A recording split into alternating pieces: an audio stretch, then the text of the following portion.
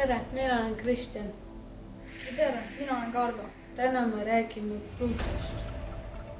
Oota, see peab ju toimuma palju kõrgemal.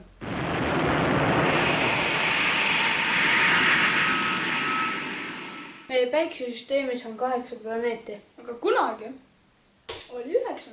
Ei, Pluuto ei ole enam planeet. Miks siis nii? Pluuto avastati 1930 ja võeti meie päikesesüsteemi, sest tema läheduses polnud teisi suuremaid planeete. Lõpuks aga leiti temast suurem planeet. Jah, ma olen sellest kuulnud. See oli Eeris. Rahvusvaheline astronoomiate liit pani paika planeetide reeglid. Ta peab tiirlema orbiidil ümber päikese.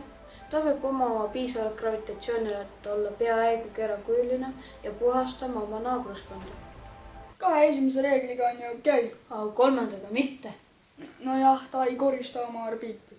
Ja sellepärast ongi Pluuto käepusplaneet.